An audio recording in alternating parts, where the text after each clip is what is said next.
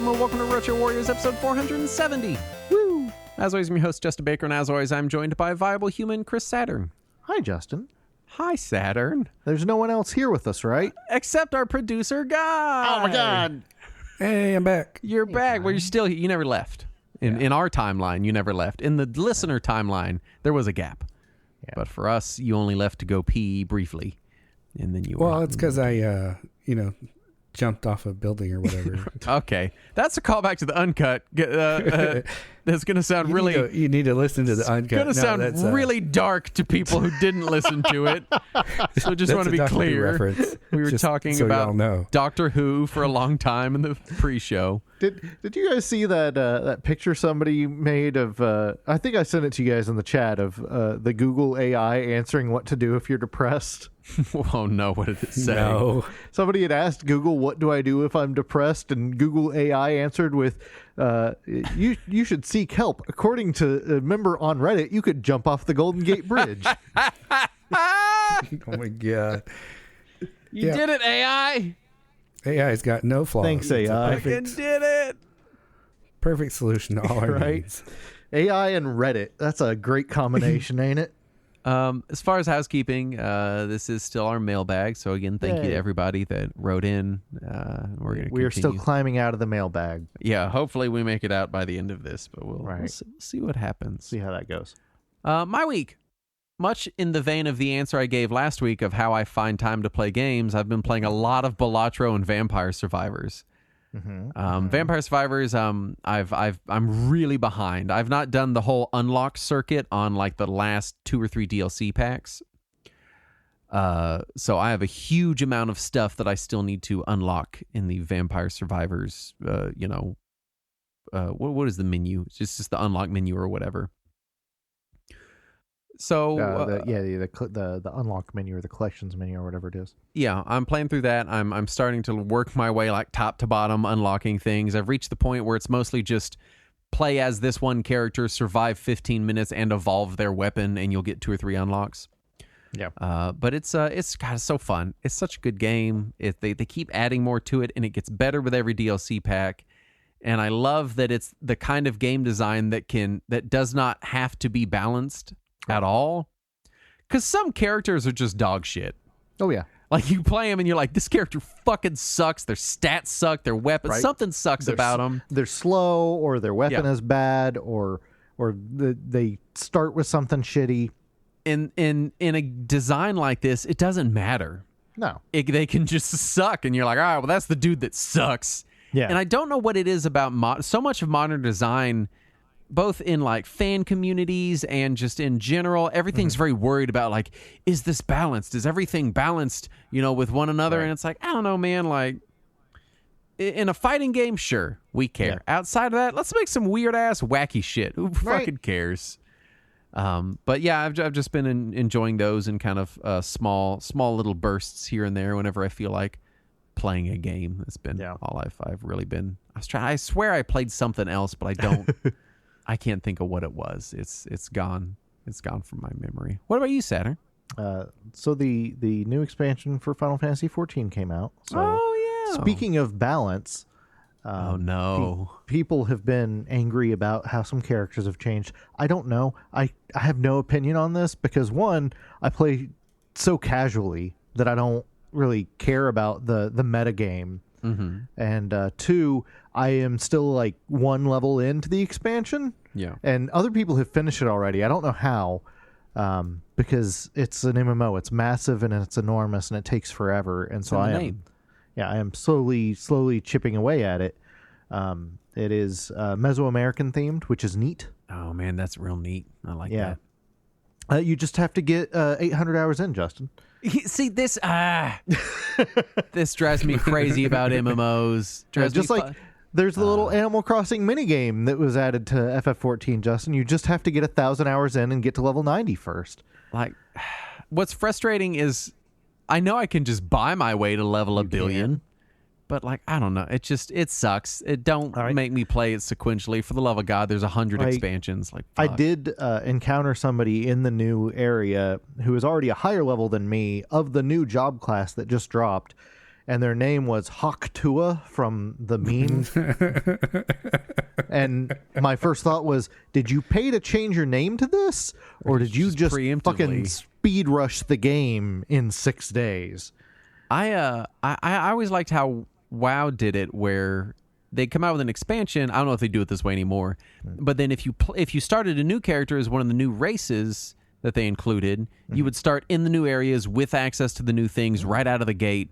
In one of the expansions, you would just start if you started the new class that they added, you would just start at max level as that class and just kind of get to truck right into the new content. Yeah. And like, I see the pitfalls of doing that. I understand why Final Fantasy does the way it does. Right. I just don't think I prefer it. I want the new shit. When there's new exciting shit, I want to get that. Don't make me do work. I want to get it. The way that FF14 does it requires some retcons that they don't ever actually do. Yeah. Because you can play as all the new races that show up from the beginning. But then people in the story, when they meet the first person of that race, will be like, you're the first lady lion person that's ever traveled to our nation. Fuck while this your guy. character is like right there. So it is a little goofy with that. But no, it's the current expansion, it's all Mesoamerican themed, and you're helping this woman who looks like Chitara from Thundercats. I'm okay with that, yeah. And the whole time, like, every quest that I've gotten in this expansion, like 3/4 of the steps of every quest is talk to this person. It's the same person every single time. And I'm like, maybe there can be another character in this expansion. Can we have somebody other than Chitara?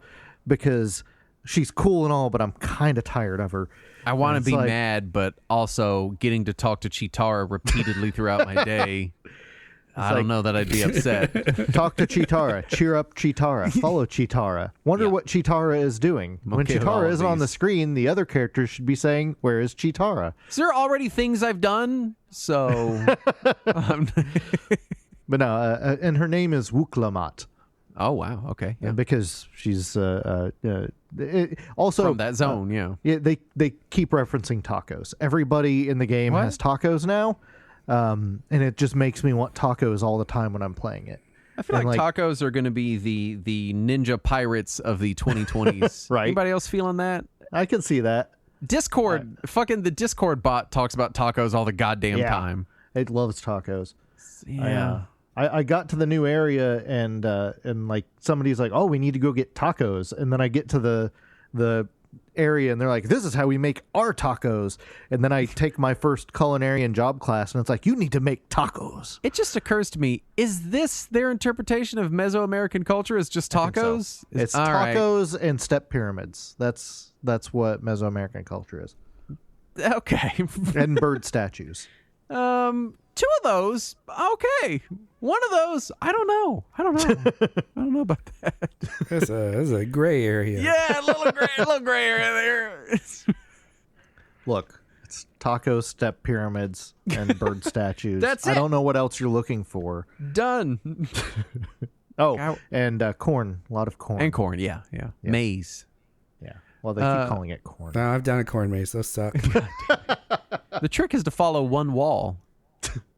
And you'll make it the center. Or to follow one person. And then even if you get lost, you just mock that person. You idiot. You got us lost. No, if you follow one wall in a maze, you'll eventually end up on the inside, in the very middle. Yeah. Yeah. That's the maze trick for people that don't know how to do. For people that didn't do enough highlights for kids. Which, was there a highlights not for kids? No. I know I'm already off topic, second show of the night, but like, you don't have to say for kids highlights. We fucking know it's for kids. It's highlights. I assume when it first started, they didn't yet know that it was right, but it first started in 1904, and they made 9 issues, and they've just been reprinting them since then. Everyone knows highlights is for kids. It's like saying tricks is for kids. We already fucking know. The rabbit told us. We're aware. Well, it's the rabbit that doesn't know. He's the dum-dum. Guy, have you been playing games? What have you been playing? Nothing really. Been reading a bunch of Goofus and Gallant. For kids, though. They're for kids version? Right. Played some more Elden Ring. Yeah. I think I was talking about that a couple weeks ago. Oh, yeah. Yeah, I haven't played the expansion. I'm still like trying to get through the original content. It's one of those, I think I've talked about this before, where like my threshold is like 20 to 30 hours for a game. Yeah, it's kind of where I am. Yeah. Yeah, so I'm about 60 hours in ish, and it's my second like go at it, so I'm probably due to take another break. Maybe I'll finish it out eventually. I don't know. We'll see. Yeah. I was trying to see how long Highlights was in production, and I ended up at a Wikipedia disambiguation page where it was asking me, "Do you mean the children's magazine or the Kanye West song?" And Kanye West song is Highlights Not for Kids. That's the name of the song in parentheses. One. Yeah, it says Not for Kids. Non-Americans have no fucking idea what we're talking about. I don't think they have highlights for kids not in America. Oh yeah, that's probably true. Yeah. Anything about that? It's a kids activity magazine with mazes and coloring pages that every dentist's office has 3 issues of. That all the mazes and coloring pictures are filled in. And it's been sitting there since 1982. Oh, we got them. We got a subscription when I was real little. Yeah, I for a brief period. No, you know what? I think I got mine from the grocery store. I was gonna say I think I had it, but I think they came from the grocery store. So that's where they came from. It was when my sister was in middle school. They had a fundraiser that was selling magazine subscriptions. So my mom got us a subscription to that to help get my sister past the fundraiser goal. How many mazes did you do? All of them. All of them. Let's do the news. Yeah. First up, Sony's new PS2 emulator for PS5 has been tested by Eurogamer. And guess what? Everyone guess. It sucks. Oh, shit. It's not good. Also a company that has been emulating their own fucking systems. Yeah. For years. And cell processors, Justin. Oh, fuck off. And no one will ever figure out the cell processor except for all the fan-made emulators that figured it out decades ago. Rumors are pointing to a PS3 emulator also in development for PS5. So that spoiler, it'll also suck. That puts them about on par as the emulation community, 10 years ago now? Yeah, 2007. So excellent job fucking up 2007, Sony. You fucking did it. Yep. But here's the thing. Mm-hmm. If we have to live in a corporate hellscape, if we have to, at least give us the cool shit. At least make your shit fucking work. You know what? I am willing to look past this just because fans have already done it better and I can just do it on my computer. But it's just that makes it worse. Yeah. That gives them less of an excuse. Dudes in their fucking garages are like, yeah, we can emulate PS3. And the Sony Corporation is like, I don't know, maybe. Like, what the fuck are you doing? I don't know how to talk to the GPU. To be fair to the corpos, they're also fucking up like going to the moon, which we did 60 years ago. I mean, they fuck everything up. That's their thing, right? Is they fuck things up. They're very good at that. It makes me think of that job interview scene in Step Brothers when they're like, "We're here to fuck shit up." Like that's corporations. Confidently incorrect and ready to fuck shit up. That's them. Yeah, basically, yeah. Valve will add the ability to record gameplay footage directly into Steam, which I think it's already in the beta. Yeah, so that puts them also on par with about 2006. Man. I don't know if this is like closer to OBS, which is, I guess, more broadcasting than recording, or if it's closer to the record gameplay clip feature on PlayStation and Xbox. Well, the NVIDIA overlay also has the record gameplay clip feature, and I think the existence of OBS and the NVIDIA thing, and I think even the Xbox overlay can record clips of gameplay is why they've never bothered with this. Yeah. But because those are Windows features, they don't exist on Steam Deck, so there have been moments where like I'm like, I wish I had the Switch's 30-second record thing. Yeah. It's nice to see. I did record some video footage using my Xbox's record gameplay footage button the other day, and it was me doing donuts in a convertible in an alpaca farm in Final Fantasy 14. I did see that. Yes. Go ahead, guy. No, nothing. What? I want to know the joke now. Well, it's more of a question that we'll get to. Oh, okay. All right, we'll get to that then. The upcoming Switch port of the $40 3DS port of the $50 Wii game Donkey Kong Country Returns will cost $60 American, which is still technically a budget title, and it's all just depressing, I think, is what we've decided. Right. Fucking thanks, Nintendo. Granted, in fairness, 25, 30 years ago, Donkey Kong Country Original cost $69.99 on Super NES, which adjusted for inflation is like $14,000. So it is cheaper than that, but it's still more expensive than the 3DS version of the Wii version of the game. Yeah. I hate that in like 5 years, that's not actually going to be hyperbole. Immediately you said that, and I'm so used to you giving accurate inflation numbers, because you usually do, that in my head I was like, oh, okay, yeah. So that just shows how dumb the average Nintendo American game just is, costs I five guess. figures these days. Yeah, that sounds right. I guess Saturn said it. The other day, my wife she was driving in the car and she said something, and she just goes, sometimes it's like there's a stupid person that lives in my head. And I was like, God, I fucking feel that so hard, dude. Right? I'm like, I don't feel like I'm actually dumb, but I feel like there's a stupid person that does live there and they won't shut up. We're reading the news. Oh, yeah. Are you? Game Pass streaming available on Amazon Fire Sticks. So that's cool. Yeah. Also, beta versions of Xbox firmware allow streaming PC games via GeForce Now directly to the console, which is weird, but also cool. I think it's part of their agreement with the EU about the whole streaming thing. Oh, yeah, yeah. From the Activision purchase. So it is weird to see, like, the pictures of it where it's like showing Resident Evil 7 or 8 or whatever it is on Xbox, and then next to the purchase button on your Xbox console is the stream now using GeForce Now. Yeah. It's just I'm just not weird. upset. I'm not upset. No, it's fine. Cool. That's Thanks, EU. Right? That's a good thing that government bodies had to force them to do. Yeah. I'm all for regulators forcing corporations to do things that are pro-consumer. That's great. Can they force them to emulate the fucking PlayStation 2 correctly in No. 2024? Because God damn it. That's too much. Valve and Hori have announced a new Steam-branded gamepad. Still no word on if this is coming to the U.S. No, but it is adorable looking. Actually, it's kind of like fugly, but it's adorable in a it's- fugly way. There's these toys they sell now, and they're called... God, I can't remember the name. I think they're called Fugglers. I swear Nice. that's the name. Hold on.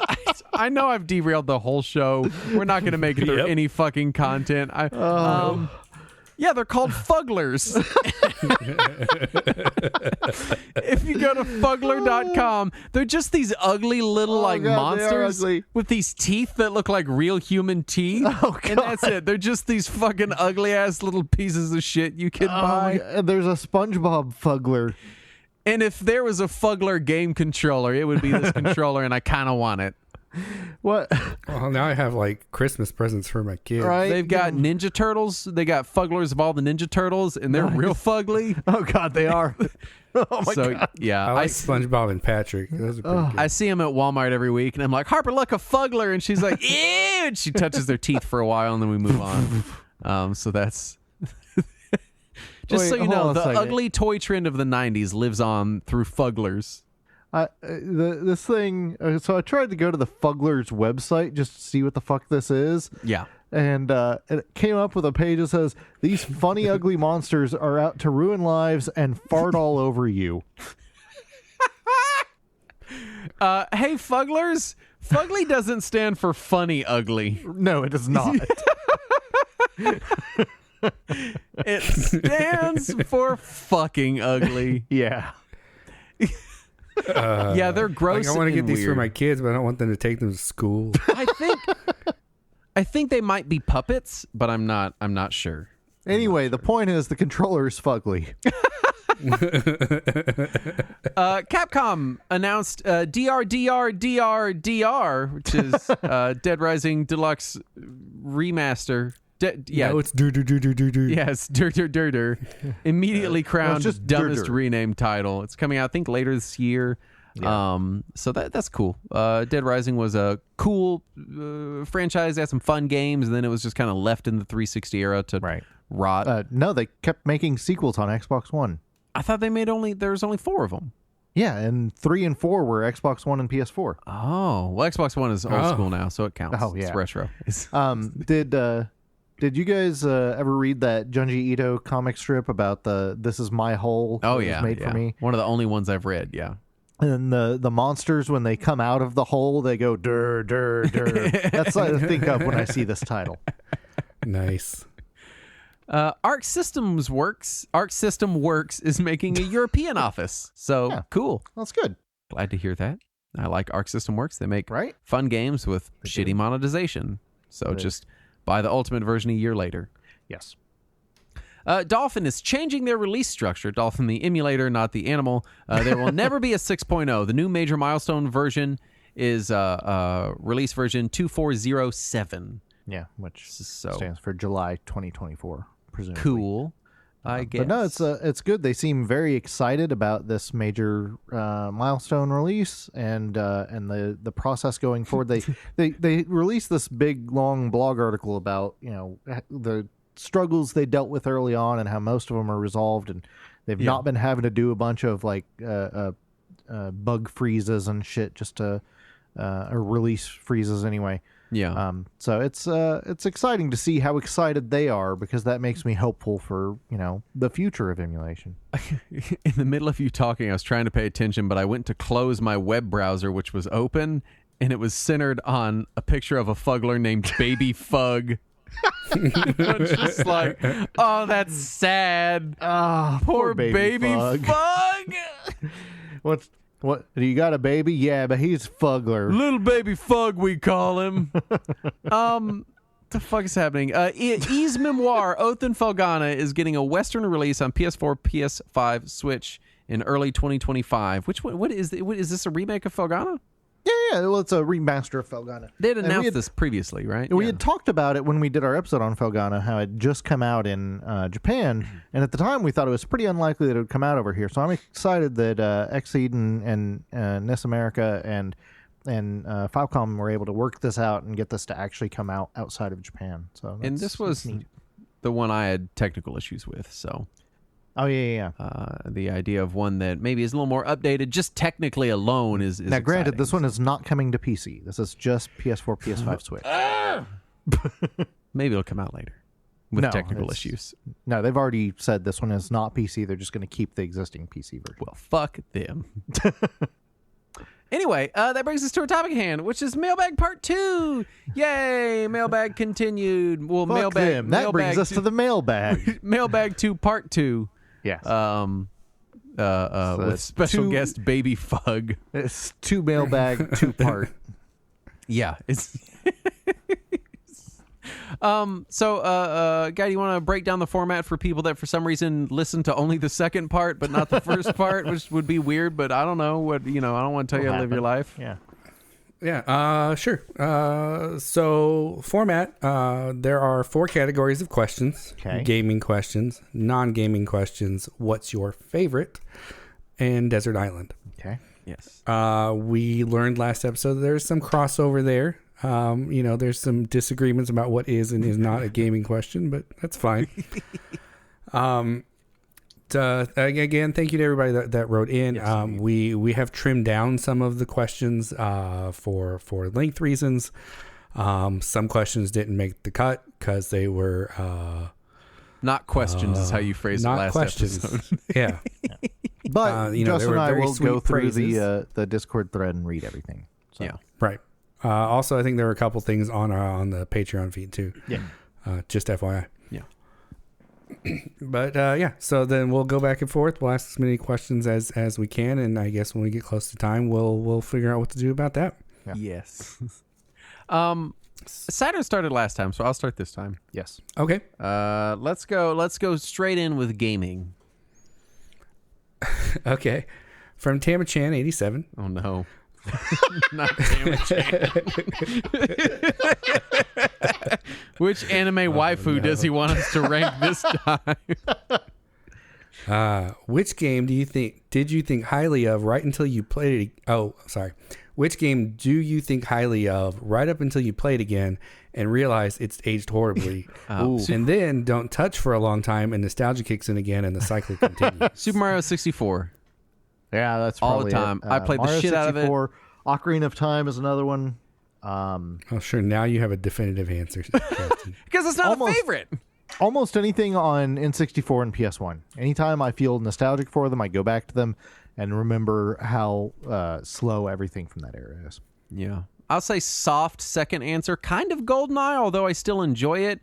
It's just a lot more dated and a little harder to play and really squeeze a lot of hours of enjoyment like I used to. So, yeah, I kind of struggle with that one a little bit. But, yeah, definitely Mario 64. I played it obsessively, and going back now, I'm like, yeah, it's okay, but it's running on nostalgia fumes for me. Right. Yeah, I don't You can enjoy certainly Mario see where 64 Mario at all games anymore, were going to go. Yeah. which is unfortunate. All right, Saturn. Physical challenge. There is a question about that. Hold on. Hold on. On the okay. physical challenge question. How many golf balls can you fit in your mouth? Let's see. Domicile, I know. Is in the fucking question. So it's a non-gaming question. All right. Okay. How long would it take? Oh, this is from Shifish. How long would it take each host to walk to the other's domicile, taking terrain, readiness, and sheer willpower into consideration? I can actually figure this out exactly. Hold on. Let's see. This is. You said you wanted a physical challenge. I'm gonna estimate days. That's There you go. that's my rough estimate. But if we want more specific, the Google machine can tell us. All right, hold on. So if I went from my house and I said directions to Saturn's house, I don't remember your address, but I remember the city you live in. GPS coordinate. Yeah, it is a GPS coordinate. Options. Walking. Okay. Just to get to the town that Saturn lives in would be 16 hours of walking. Yeah, I have my address and your address plugged into the Google Maps. Yeah. The fastest route that I could walk, it estimates at 15 and a half hours. The safer route, it estimates at 17 hours and 40 minutes. It's pretty. It's about a day if you had to. Like in the event of zombie apocalypse, you need to get where guns are. So it's right about 50 miles if we're going the safer route. And it says elevation-wise, we would go up from about 570 feet above sea level to 971 feet above sea level, back and forth throughout the trip. Oh. So that's a lot of up and down too. So if Google thinks it'll be 17 and a half hours, I'm going to say 2 days. That's best case. Yeah. How long it would take me to walk that far. That's 2 long ass days of walking too. Yes. I would need plenty of provisions for that trip. You could maybe camp out at Texas Motor Speedway, sleep on the track, and then go for the summit tomorrow. And that's not even a halfway point. Yeah. I want a favorite question. I'm determined to nail down a favorite question off the cuff. I got it. Why do you keep doing this to yourself? That's gonna Justin happen is one determined to nail something tonight. From Kazin81, what are some of your favorite PC RPGs? God damn it. fucking a lot of them. I don't know. Elder Scrolls. I like the Elder Scrolls series. This is going to sound weird, but it's out in the front of my mind just because we were just thinking about it. But Ys is very much a PC franchise to me because that's where I've played all of the Ys games. Yeah. I know that's, kind of not traditionally, but... it was traditionally a PC game. The entire roguelike category I enjoy quite a bit, and I would call those RPGs for sure. All right. I have to go with Ys and Legend of Heroes, which neither of which are much of a PC franchise anymore, but they were originally, and I don't tend to care for Western RPGs, so that's my cop-out answer. Yeah. Oh, and Divinity Original Sin 2, that was a really good one, and the Grimrock games, those are both real good. And I've been playing Scald lately, but that's it. That's all I'm going to mention. Okay.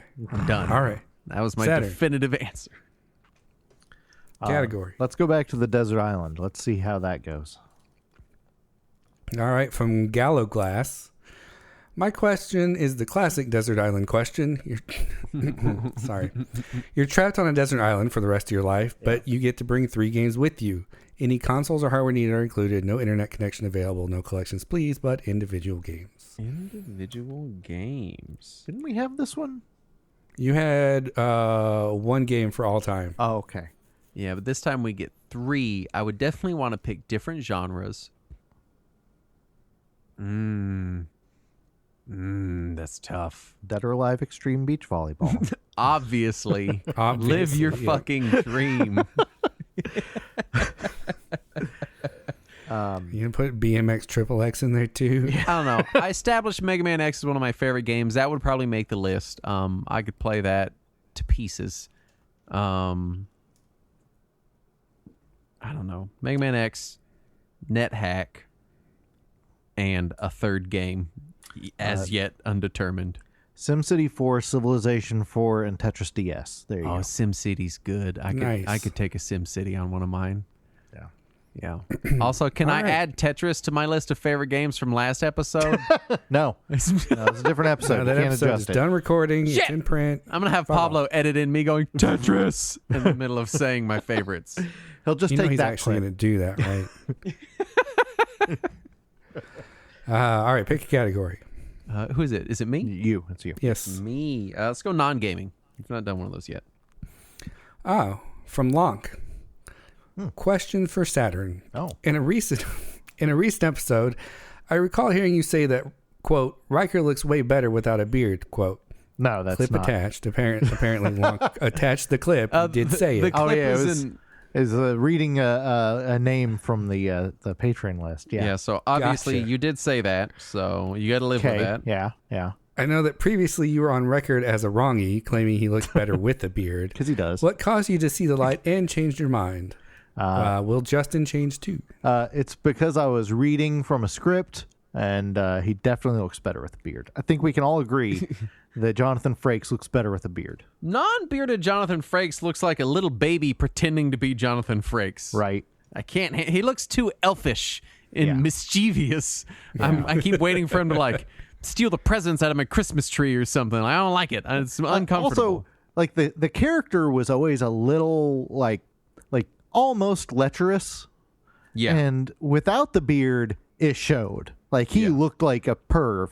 With the beard, he looked a little more. perv. With the beard, he seemed charming about it. I'm over here like he seemed like a mischievous elf, and you're like, oh, he's a sex criminal.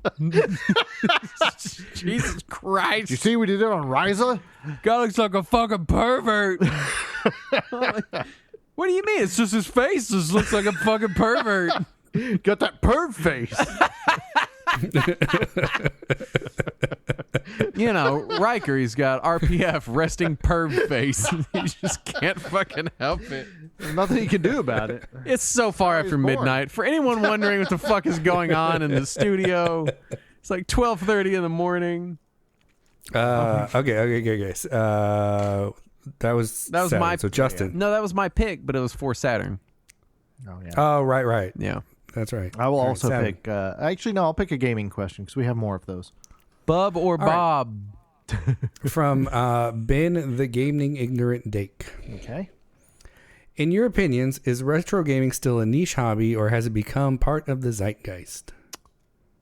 So, I think it has become a part of the serious. zeitgeist in like a lot of different formats as far as like collectability, financial type of things. I think people are aware of it. I don't know that a lot of people, like in the grand scheme of the mainstream gaming audience, are sitting down putting hours into retro games. Yeah, I think that it's coming into its own in the same way that like when we were kids, there were classic rock stations that would play old music, and people would enjoy, listening to, the Doobie Brothers or whatever happened to be on that station. And now people occasionally enjoy some Pac-Man or some old Mario or something. But I think as far as being interested in retro gaming as the niche, I don't know that that's gone mainstream. It has gotten bigger thanks to the internet giving more people a voice, but I don't think that like certainly the hunting down of CRTs and old vintage consoles and everything is not mainstream, and it's not going to become mainstream just because it's becoming more expensive and harder to do. I think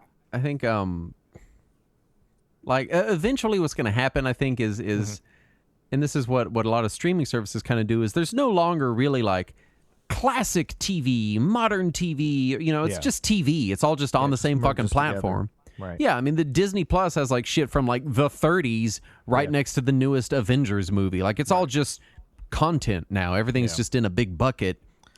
And so I think video games are kind of going that way. Where like, I don't know that people are thinking about it in terms of I'm a retro gamer or I'm a this. They're just like, I like games. I go play games. I really think that that's a question that we're going to have to ask the next generation and the younger generations is, do you see these things as classic, as vintage, as retro, and do you or are see they them just games? Yeah, or do you see them as a separate entity, a separate thing that you can enjoy, and do you think enough people enjoy them that it merits their discussion? Because really, we're old. We lived it, so we don't. Our opinions are going to be flavored by that. So I don't know if we're the best judges. Retro gaming used to be this thing where it's like you had to hunt down weird shit. It was a distinctly different experience and set of hardware and things than regular simulators. Yeah, than regular gaming. And now it's just like, well, it's just kind of all on your Xbox. There's games that are 20 years old on Xbox Live right next to the newest. I don't know. It's I guess to answer the question specifically, I don't know that it can enter the mainstream in the way that we probably think about it, as Saturn said, old dudes, because I think it's just kind of changing. I think the landscape is just kind of changing, and it's just going to get treated as like it's another thing in the bucket of content. And also the sliding scale of time that just keeps on moving for some reason is going to make what is retro or vintage different for each generation. So like you just mentioned, there's 20-year-old games for sale on Xbox. 20-year-old games would be like Max Payne 2 on Xbox. You can buy it right now. Whereas when Max Payne 2 came out, 20-year-old games were Atari games. And if somebody had tried to sell an Atari game at $20 on the original Xbox, no one would have bought that. Yeah. But selling Max Payne 2 on Xbox today for $20, people are buying that. So it really depends on the age of the games and how much they have aged in that time and if people see the value proposition. Sure. And the homogenization of distribution methods has made it so that, everything's kind of equal in a weird way. And also digital distribution has made it to where things that only sell to a niche can still sell on a marketplace because you don't have to worry about overproducing or sitting on a store shelf forever. Well, no, Nintendo told me they had to pull that Famicom Fire Emblem game with the new translation because it was a limited digital item. That's right. I'm sorry, I forgot. And the Mario 35th edition. Yeah. Well, see, hosting a Famicom ROM took like 4 kilobytes of space on their server, and they were like, Sir, that was like a 500 megabyte game. Was it? Yeah, because it had the translation and everything on it. I would be curious to see, like, if we could see numbers on, like, what percentage of Nintendo Switch Online subscribers have more than a couple of times put more than 1 hour into Nintendo Switch Online retro titles. Right. Because I suspect that number is low. I really do. Yeah, I could see that. Is it? There's at least one of us. Damn it! There you go. Justin, your turn. Is it me? That made me sad. So let's go non-gaming. Maybe it'll be less sad. Oh man, there's a real good one. What shape is your butt? Okay, from JMarks585, is our relative perception of time speeding up as we get older? It is, and I know how to combat this because I've done some reading and watching about this. And it is that as we fall into routines, our mind compresses things like a zip file. So we don't remember every time we brushed our teeth because we do it every day. Right. So our brain just kind of mushes it all together into a general, like, yeah, you usually brush your fucking teeth, I guess. What do you need details for? But if you're always seeking out new experiences and learning new things, then your perception of time, theoretically, can change a little bit because you have more unique memories and things being created that aren't just being compressed down by your brain, being really good at what it does. So the lesson to learn is anytime you're brushing your teeth, make sure you're simultaneously singing a Beatles song. Then you'll remember which one it is until you run out of Beatles songs. I do this mental exercise where when I'm doing something mundane, I'll try to do something unique to make that mundane experience memorable to me in the long term. Like singing while you brush your teeth. Never works. Oh. Never fucking works. I'm like, I'm gonna brush my teeth in the front yard while scooping peanut butter out of a jar, and like it doesn't fucking work. I would remember that. Okay, that one's a little extreme. And then the next day I'd be like, that was stupid. I'm not doing that again.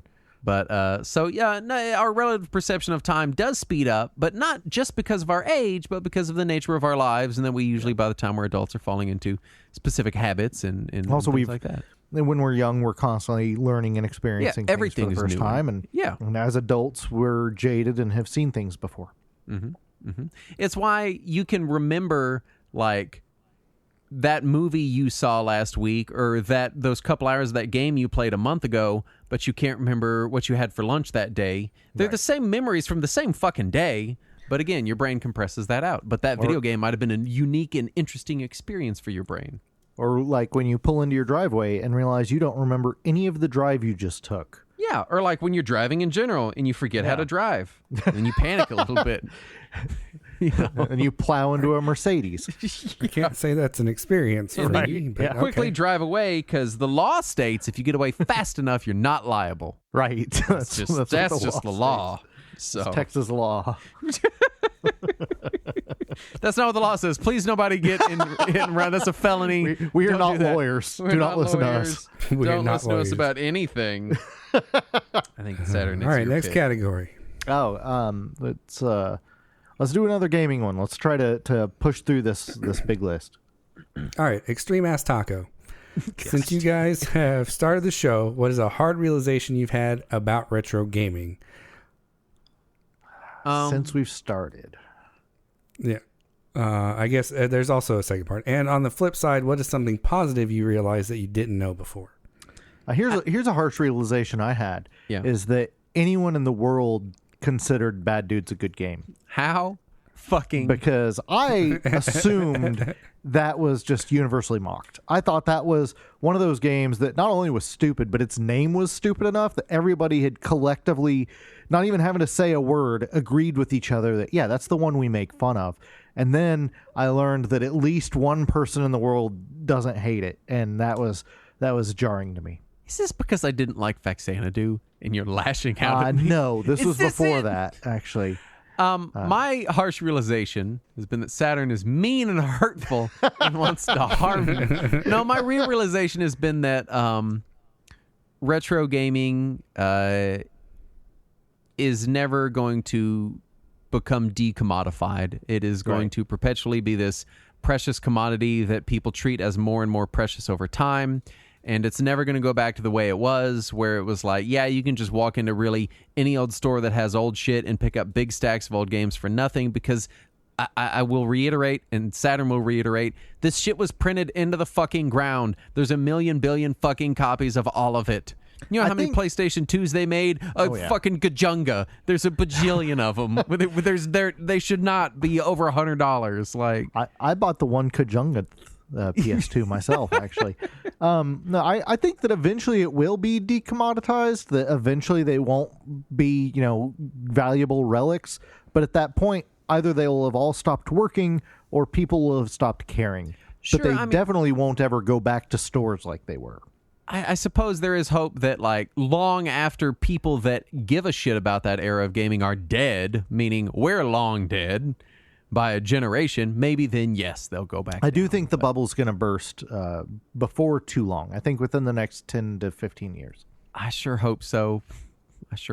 My happy realization has been that access to games is greater than it has ever been, both at, Nintendo's trying hard to fix that, but just available hardware-wise, available emulation options, preservation options. We have great foundations like the Video Game History Foundation, video game museums opening up, preservation websites like the Cutting Room Floor that are working hard to keep these experiences around. So while the physical items are being commodified and being treated as often financial investments, which please don't invest your money in cartridges. That's if you want to invest in collectibles, cool. Probably pick a different one.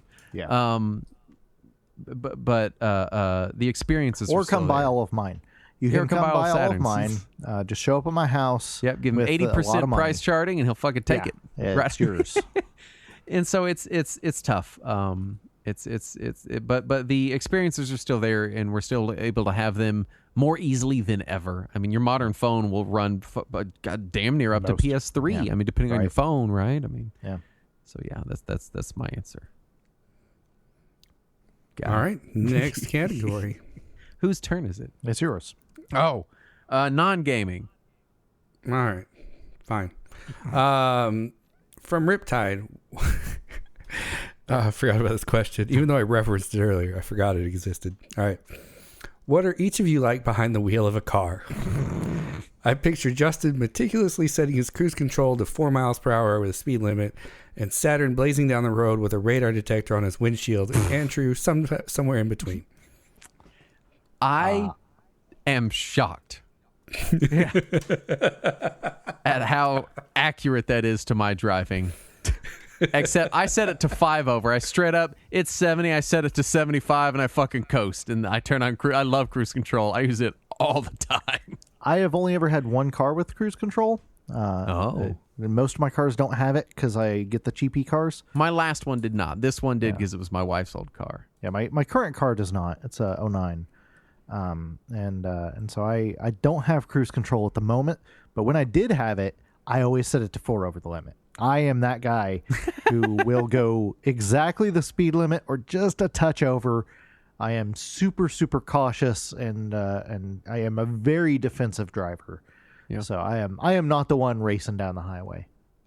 Because I live rural, I do a lot of You said doo-doo. doo-doo. I do a lot of passing of slow drivers into the oncoming lanes and things that because I lived in the city growing up, and then moving out to rural America, you realize some of the driving maneuvers you do seem really scary and dangerous. Yes. But they're actually very commonplace where I live. Yeah. That said, we do have a lot of fatal wrecks.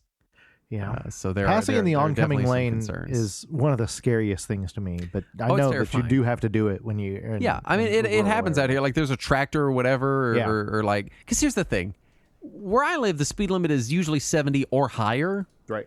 Because again, rural, and if you're going That's in more miles, not kilometers. If you're going more than 20 miles per hour under the speed limit, it becomes dangerous to you for someone coming up behind your ass. Right. You know, over a hill, someone going 85 behind you. Yeah. And then it's the thing. Yeah. It's scary. All right. Saturn. Oh, yeah. Let's what was the fourth category again? It was Desert Island. What's your favorite? Yeah, let's do that again. Oh no. All right. This is actually a gaming question. Oh. Whoops. All right. From Pip Pop Cheerio. Best favorite intellectual property tie-in game. Ninja Turtles, Batman, Michael Jackson's Moonwalker. I forgot about Ninja Turtles. I was going to say Chronicles of Riddick Escape from Butcher Bay. Which is that's a surprisingly good game, yeah. Very good licensed game that I think is just kind of locked on the platforms it was on. It's had a very troubled development history because of the licensing. I kind of don't count the TMNT games.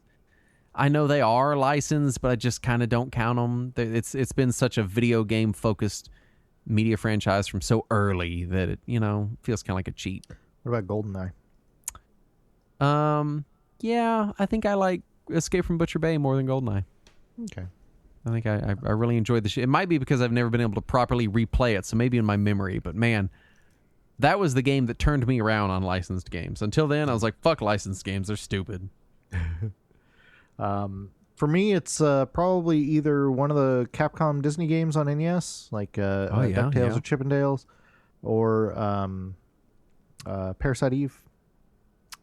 Or that's what I'm going to go with. I'm going to go with one of those. Oh, wait. Parasite Eve was licensed? Yeah, because it was originally a book. And then it was a movie, and then it was a game. How about that? Yeah, it was a novel released in Japan, and then the movie adaptation was somewhat faithful to the novel, and then the game has almost nothing to do with either. Oh. Oh, Saturn's spitting facts out here. All right. Kind of semi-licensed then, I guess. Marvel vs. Capcom 2. That's another one. That's also a good licensed series.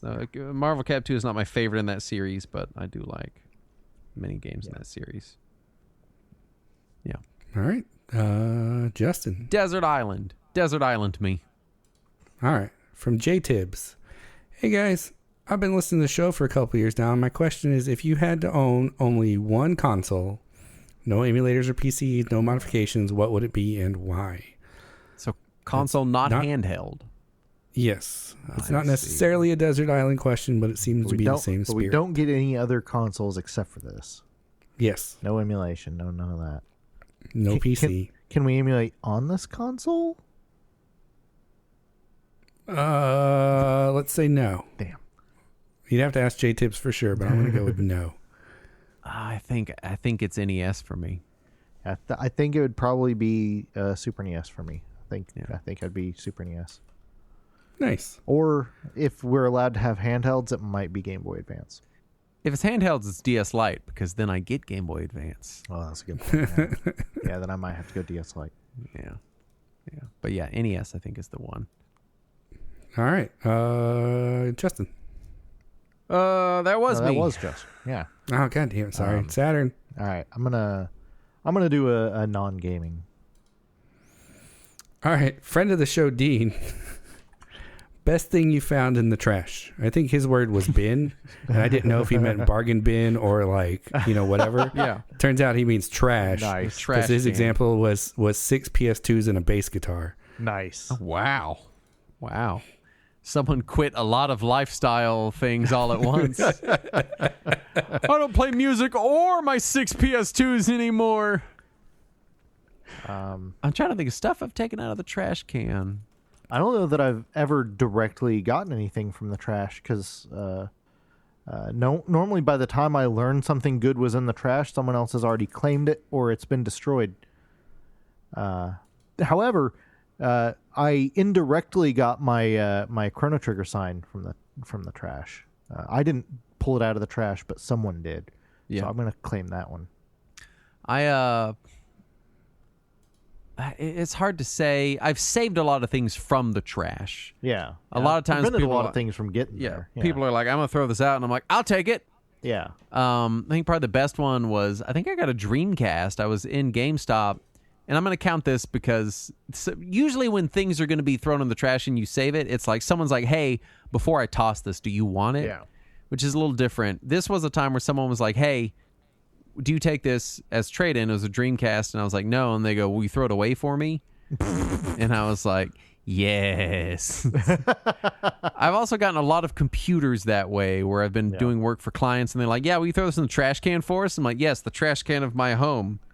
I shall do that. When my old office was shutting down, a lot of the stuff that was going to go in the trash or scrap pile, I was like, hey, I'm going to take this. And the management was like, fine, whatever, it's yours now.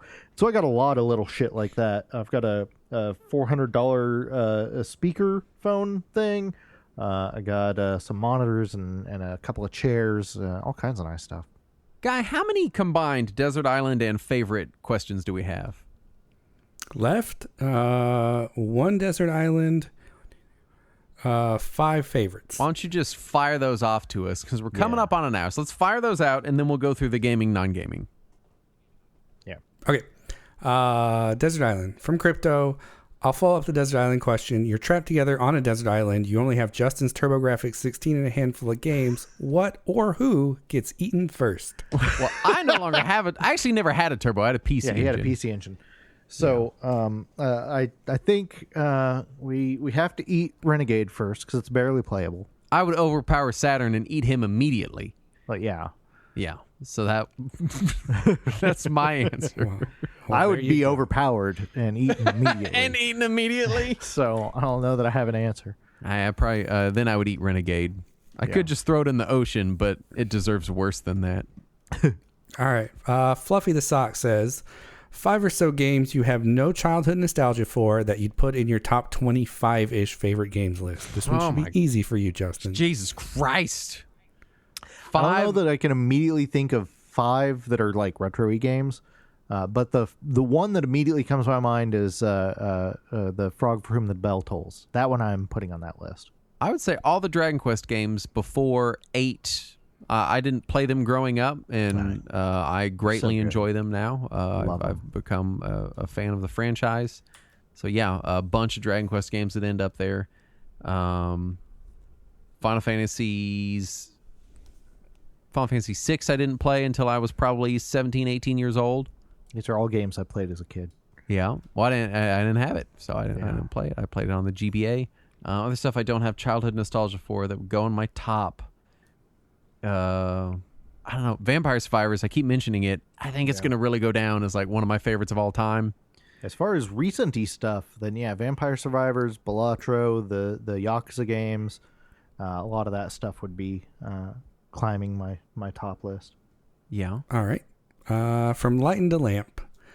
Hey guys, love your show. Was curious if you two ever played ROM improvement hacks, and if so, what are your favorites? A Wolf Brimley battle.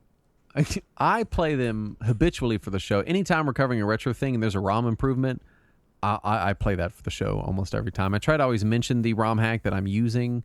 But yeah, any ROM improvement that will fix games. My favorites are ones like, because there's the famous ones like Castlevania 2 Redux and things that really change a lot of, famously, in air quotes, for Saturn's benefit, bad games. Mm-hmm. But my favorites are ones where it's like a game where it's just, there's this one little fucking thing that you're like, oh, this is fine, but the inventory system sucks. And that's all it does is fixes that, makes the palette a little nicer or whatever.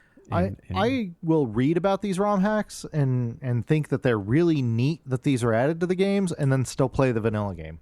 Yeah, you have some kind of like purist itch to you. I've got some hang up that makes me think that, oh, this isn't normal. This isn't natural. I have to go back to the regular mode. There was some strategy game, I want to say it was on GBA that we were playing that we did a show on, and it was like a strategy RPG, and I ended up using a really good ROM hack for that. And I remember thinking like, this really, is it Shining Soul? Maybe. And I was like, man, this is a great ROM hack. There are a lot of great ROM hack improvements. There's tons of them. So I rarely run into one that I don't at least try. So yeah, I do them for the show. Even Faxanadu, our Faxanadu episode, I was playing a ROM hack version, like 100%. Maybe that's why you hated it so much. No, that's not why. It made it better. It added the crosses back. Because it's a well-beloved game from the NES era. Well, that's wrong, so, that's okay. All right, I got a quick question and a long question. All right. Well, I mean, the question, whatever. Anyway, from Spokes, when can we expect the video format for the podcast again? Used to love seeing live clips from Guy. See. Well, we don't record in person anymore, so that's difficult. See, short answer, never. Yeah. Not necessarily never, but unlikely. We'll say that. Here's the thing. By the numbers, virtually nobody watched them. I mean, like less than 1% of listeners watched. And also, again, we don't record in person, so it would be webcams, but then we have to turn webcams on while we record, and I like the anonymity of them not being able to see the ridiculous hand motions I'm always doing. Right? Yeah. Or like picking my nose or whatever, you know? So, yeah. The advantage of the audio-only format is that you don't know that the NPR host has been pulling a wedgie out of their ass the whole show. What wedgie takes an hour to yank out of your asshole? I assume a really powerful one. Oh, yeah. All right, speaking of picking your nose, the other question, what is your favorite food and favorite drink? Well, not picking my nose, I can say that. Favorite drink has got to be coffee in all its various forms, hands down. That's easy. I go back and forth between coffee and Dr. Pepper Zero right now. Yeah. And favorite food, depends on what mood I'm in. It could be tacos al pastor, or it could be saffron chicken, or it could be good chicken parmesan. Cheesecake, or cheese, or cake. Oh, it's all fair game. All right, from Shinobi, what is your favorite fan hack game? Oh, I don't have a good answer for this one, just because I don't play that many. I tend to play the vanilla games. Probably one of the Pokemon Red or Blue hacks that make the game more palatable. There's a lot of really good Pokemon hacks out there. So I like that you use palatable for the series that uses colors to denote which version of the game it is. And you start in Pallet Town. Yeah. See? It's a multi-layered joke that I made on purpose. Totally on purpose. Yeah, you're doing that a lot today. All right. From Nick S. A while back, you talked about playing with your RoboCop and Terminator toys. Yes. What were your other favorite toys growing up, and did you have any video game toys? I also had Alien toys from the Alien movie franchise. I had a ton of Batman toys, and I was absolutely obsessed with Power Rangers toys and the Megazords, and I had the Megazord, and then it went into the big Brontosaurus-looking Megazord to turn into like the Ultra Megazord, and like I had the whole fucking thing, so I had an insane amount of Power Ranger toys. We had Thundercats and He-Man and G.I. Joes and Micro Machines. And we had a Chuck Norris toy, but I don't remember what movie it was from. Because this was before Walker, Texas Ranger existed. I found it here. It's Chuck Norris and the Karate Commandos. Oh. It is a fugly looking toy. Is he a fuggler? Yeah, it was a fuggler Chuck toy. Norris fuggler. We had this right next to our He-Man and our Thundercats. Like Chuck was a part of the team. Nice. All right. Last question on what's your favorite? Again, from Nick S. What are your favorite games that you picked up after they were released as Player's Choice, Greatest Hit, Platinum, etc.? Oh, all of them. I was so far behind on gaming basically until I was 16, 17 years old and got a job at a game store. I would habitually be a year or two behind on stuff. So I would most everything. I'd rent a lot of stuff right when it came out, so I would form my opinions pretty early. But one game that I missed when it released and didn't play until a couple of years later when I found it on an emulator was Kirby, because you couldn't rent Game Boy games back then. Right, and so it was for babies, and you weren't a baby, you were a big boy. Yeah, I was a big boy. I didn't want the baby game with the babies. Yeah. So I tried Kirby on an emulator, got really hooked on it, went out and got a used copy of Kirby's Adventure for like $15, and yeah, it was a great game. Yeah. Was that our last favorite desert island? Yes. I like this. So now all we have less is gaming, non-gaming. Why don't you just alternate those for us till we run out? Great. Okay, well, just so y'all know, we got 30 gaming questions left. We're going to fire 5 non-gaming questions. We're just rapid fire. All right. So you must just, you said alternate? Yeah, let's alternate. All right. All right. So next up, gaming questions. From Ixerin and for Saturn. Oh, I guess he asked a Justin question earlier, or they asked a Justin question earlier. Sorry. When does his handle come from, and what is his favorite Earthbound? My favorite Earthbound is Earthbound, and yeah, that is where the handle comes from. It was from the Mr. Saturns, and yeah, they're adorable. All right, non-gaming question from Crypto. If you all had a professional wrestling career, what would your finish move be?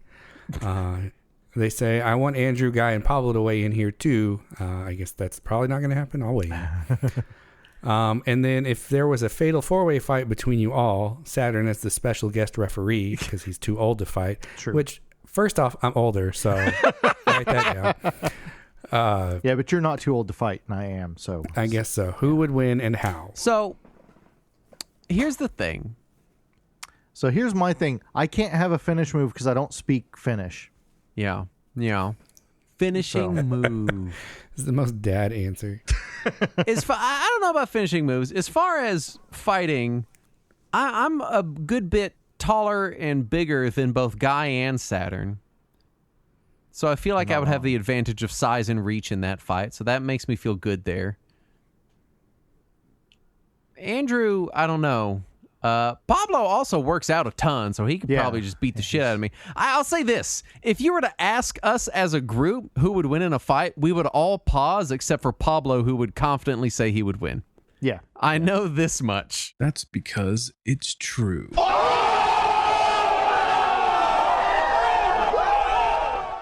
That's the accurate answer. That's true. Yes. He'd be like, me, I'd win. See, you missed the perfect opportunity to say that your finisher would be a Stone Cold Stunner because you are a Stone Cold Stunner. Oh. So I think the best answer is that my finisher would be Ultra Variety Private Memory. Obviously, yes. Yeah. Obviously, yes. I think I would just mandible claw people. I think that would be where I go with it. From Pip Pop Cheerio, have either of you done anything so dumb at the start of a game that you just quit and never went back because the game is tainted for you now? I mean, Yes, constantly. And I can't think of or remember any of them because I've blocked them out. here's the thing. I play games so dumb to begin with. Saturn knows. Which Mega Man was that I played through that I was like, there's a charge shot. Like, It was one of the earlier ones. like, so I don't let being 4 through stupid 6. deter me. If I did, I wouldn't get anywhere. Right? The number of games where we're in the middle of recording an episode and Justin learns about a vital mechanic. And then you'll be like, it was in the manual. And I'm like, what? I'm not going to read a manual. I don't need a manual to play a game. Like that you had to sit through a tutorial for it. Oh, I skipped that. They wouldn't shut up. I was like staring at my phone, waiting for him to shut the fuck up. All right, from Idiot Man, what game broke your heart, as in massively failed your hype and or expectation? No, that's very different. I thought it was going to be which one made me cry the most because I can't even narrow that down. There's a handful. That's fair. Duke Nukem Forever. I bought it launch day. Oh, why? Like, I knew it was going to be bad, right? But I'm like, it's still Duke Nukem. You still, like, shoot pig monsters with a shotgun and piss in toilets. Like, whatever, you know. How bad could it be? Bad. And then it wasn't just that it was bad. It's that it was so fucking boring and just empty. And, I think, I don't know if it's the most disappointed I've been, but certainly the highest profile disappointment was Mighty Number 9 because I really wanted a new Mega Man. I really did. Yeah. And it wasn't that at all. No. Unfortunately, I didn't kickstart it or anything, at least. Yeah. All right, Captain Koloth says, is piracy the future of game preservation? Yes. It is the present of game preservation. Yes. It is the past, present, and future of game preservation. Piracy is basically the only version of game preservation that exists, as far as I know. I mean, no company has made a promise that they're going to preserve any of their games in perpetuity or any of their platforms that have their older games in perpetuity. And even a lot of the older games, when they came out, had all these weird fucking DRM, and the pirated versions did not. So those are the versions that are still available today. Yeah, absolutely. Absolutely it is. Yeah. All right. From Fairy Gosh, for Saturn, who's your favorite game show host? Bill Cullen. Who hosts the game show? What? He doesn't know who that is. You got to tell him. Oh, Bill Cullen was the original host of Price is Right in the 60s. He also hosted Pyramid for a while in the 70s. He hosted Blockbusters in the 80s. Dude was really prolific. For a little while, he had hosted more game shows than any other person. But he is really down to earth, really friendly. He always had a genuine smile on his face, and he was very disarming and helped the contestants feel comfortable about being on TV and being on a stage in front of people. And that's just an excellent skill to have as a TV presenter, and a surprisingly rare one among game show hosts, because most of them were just like smarmy and off-putting. And so having somebody who was really chill and down to earth and calming made all the shows that he was on so much better. Guy, you like how I phrased it so it sounded like you didn't know who that was, but I did? Yep, good job. All right, for you, should I get rid of my VHS tapes? Do you still have yours? I do still have mine. I go, when I'm starting a collection, I go through kind of an accrual phase where I accrue as much as I can to experience as much of it as I can, and then I sit on it for a while, and then I have a curation phase. My VHS collection, when you tell people you want VHS tapes, they give them to you. They don't fucking want them. You get a ton of them. Yep. And so I had accrued a huge amount of them, decided what kind of cinematic experiences do I want relegated to VHS, what's still meaningful to me on VHS, what's still interesting to me, and I've curated my collection down from hundreds. Just Death Wish 2. Yeah, just Death Wish 2. Hundreds and hundreds of tapes to, I think I curated down to like 40, something like that. Copies of Death Wish 2? That's a lot of copies of Death Wish 2. Well, no, it's probably more like 50. So I do still have them. I'll say this. Pick a tape up and say, am I going to watch this on VHS, like Blade 2. If I'm gonna watch Blade 2, I'm probably just gonna watch it on streaming. Nothing about Blade 2 being on VHS enhances anything for me. RoboCop on VHS, I kind of like the feel of that. There's something about RoboCop on VHS that I'm like, yeah, it is kind of a different experience. And so that's my advice is pick it up. Does it spark joy? Is this a movie you want to watch specifically on VHS, or is this just a VHS someone gave you because they were like, I don't want this fucking trash? And then so I do still have them. They're just curated down to about 40 of the best. All right. From Winferia, I hear you guys talk about JRPGs, but never much on the Tales series. What are your thoughts on them? Long. I've tried many times to get into the Tales games, and it's just none of them have clicked with me. The furthest I got was Tales of Fantasia. I mixed them up with Trails. So did I. Tales of Fantasia or Tales of Symphonia. One of those two is the furthest I've gotten in them. And I keep thinking that someday I'm going to get around to going back to them, and I haven't had the time. They're just out there somewhere. I've started Symphonia and Vesperia, and they just neither one super grabbed me. I want them to, but they don't. They're very anime. I was about to say I do kind of struggle with the anime-ness of them. Yeah. I like my JRPGs to be pixely and old, and preferably on Game Boy Color for some reason. Yeah. Fortunately, Fantasia is pixely and old, and on Game Boy Advance at least. That one I have not tried, although I heard Fantasia on GBA is not good. It is not. Okay, well, all right. My favorite part about Tales of Fantasia on GBA is that the spell checker that they used for it replaced every instance of the word Ragnarok with kangaroo. Yes, I remember this story now. Yes. So good. That's awesome. At what age does one become a resident old bastard, and did it pain you when you first realized that the games you grew up with were considered retro? Turns out 30, and no, not so much. Not so much. The games I grew up with felt like they were retro already when I was in high school, because like the games I grew up with, stuff like Miss Pac-Man and Super Mario Brothers, and I remember when I was in high school, I got a Game Boy Color with Super Mario Brothers Deluxe and brought it to school, and a bunch of kids were like, "Oh, it's that old game." Yeah. So I mean, it happened. Turns out you can be a resident old bastard at 17. Yeah, right. From Gregory the 23rd, I know Justin plays D&D. That's a stretch at this point. But have you played any other TTRPGs? And if so, what is your favorite? So here's the thing. I've not actually played Dungeons and Dragons, Hasbro's Dungeons and Dragons, for years now. I play exclusively other RPGs. I played D&D from 3rd edition up through 5th edition, fell out of love with D&D and went to explore the wide world of TTRPGs. My favorites are probably Morkborg, Old School Essentials, and then I want to say Dungeon World, but I haven't played enough of that to really form a strong opinion on it. But yeah, all of the Borg-likes are great. I recommend any RPG except for D&D, but I call it D&D because when you tell people, they're like, "Oh, what are you doing?" And you're like, "Oh, it's RPG night." They're like, "What are you going to like fucking play Final Fantasy? What does that mean?" So it means that you're going to hit each other with rocket-propelled grenades. But when you say, "Oh, I'm having D&D night," people go, "Okay, you're going to sit around a table and pretend to be wizards," and one of you occasionally is going to go, "Oh, a goblin shows up," which is like 90% accurate. Whether we're playing use that voice when you say it. Yes.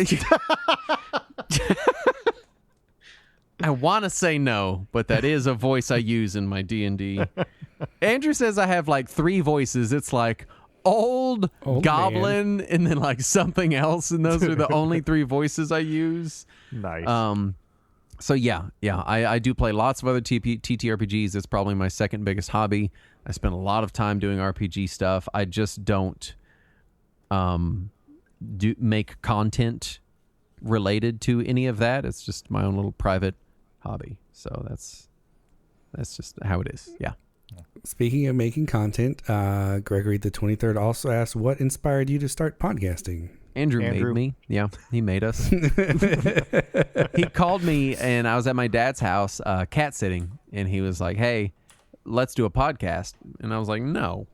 And he goes, and he's like, "Please." And I'm like, "All right, look, I'll be on your show, but I don't want to fucking host anything or run anything or like have any responsibility. I just want to show up and be like, yo, farts are cool, and like go home. That's all I want to do." And he was like, "Yeah, totally. That's fine." So here we are. Here we are 30 years later. Coin Op Drunk. What canceled project or system are you the most upset we missed out on, whether it's a game or a whole platform? Piano 3 and the Phantom.